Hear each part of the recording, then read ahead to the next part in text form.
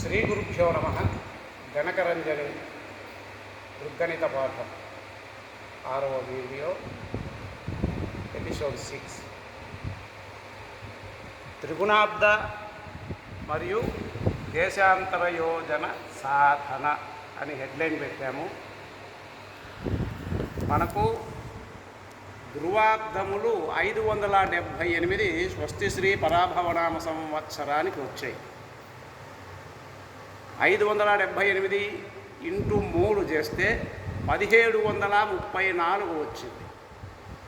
పాఠంలో చెప్పినట్లు divided by 154తో చేసుకునగా ఇక్కడ వచ్చినటువంటివి లబ్ధము లిప్తలవుతాయి. శేషము ఉంటుంది. శేషము ఇంటూ 60 చేసుకోవాలి. 60 చేసుకొని 154తో భాగింపు చేసుకోవాలి. అంటే 60తో చేసుకున్న 2400 వచ్చింది. చేస్తే 15 వచ్చింది. 90 ఉంది. లబ్ధం 15, శేషం 90. అర్ధాధిక్యం కాబట్టి +1 చేసుకున్నాక 16 అయింది. ఇవి రవి త్రిగుణాబ్ద ఫలం. 11 లిప్తల 16 విలిప్తలు అయిపోయినాయి. ఇక దేశాంతర యోజన సాధన. యోజనాలు మనము దేశాంతరానికి సాధన చేసుకోవాలి. అందరూ ఉజ్జయినికి చేస్తారు.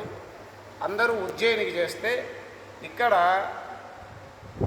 భారత కాలమాన రేఖ IST ఇండియన్ స్టాండర్డ్ టైం అది 82.30 డిగ్రీస్ వద్ద నిలబడి ఉంది.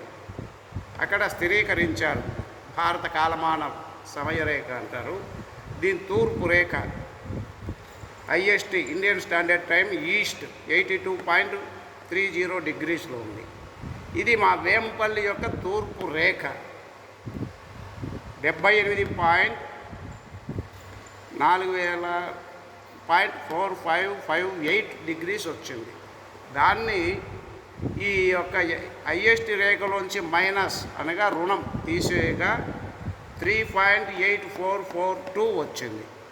దాన్ని మల్లీనాథుల వారు చెప్పినటువంటి స్ఫుట భూ పరిధి 40,090 1 10 100 1000 10,000 40,090తో హెచ్చింపు చేసుకోవాలి. అంటే గుణకారం చేసుకొనగా ఈ సంఖ్య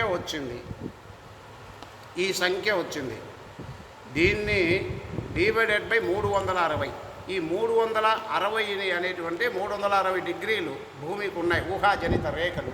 ఆ 360తో మనము భాగింపు చేసుకోవాలి. ఆ 360తో భాగింపు చేసుకొనగా ఇక్కడ వచ్చినటువంటి దాన్ని ఇక్కడ చేసుకొనగా లబ్ధం వచ్చేసి 409.09438333333 వచ్చింది. దాన్ని 1.6 చేసుకోవాలి. ఈ 1.6 అనగా 1.6 మీరు కిలోమీటర్లు అయితే 1 మైలు అని. కాబట్టి 1 మైలుతో దీన్ని చేసుకుంటున్నాం. ఇక్కడ వచ్చేటప్పటికి దీని భాగింపు చేసుకునగా లబ్ధము 265.5589895833 వచ్చింది. దాన్ని డివైడెడ్ బై 8 అంటే ఇక్కడ 8 మైళ్ళు అయితే 1 యోజనము అని. ఆ యోజన దాన్ని అంతా కూడా 8తో భాగింపు చేసుకొనగా 33 లబ్ధం వచ్చింది. అది IST రేఖ నుంచి మా వేంపల్లి పట్టణానికి, మా స్వగ్రామం వేంపల్లి పట్టణానికి ఉన్నటువంటి దేశాంతర యోజనాలు. ఈ దేశాంతర యోజనాలు అనేటటువంటిది ఇక్కడ మనం దేశాంతర ఫలం ఎలా సాధన చేసుకోవాలి అనే దానికోసము ఇక్కడ మనకి తెలియజేశారు. స్వస్తి. మీ ఇంద్రకంటి ప్రసాద్ శర్మ సిద్ధాంతి. జై సనాతన ధర్మ.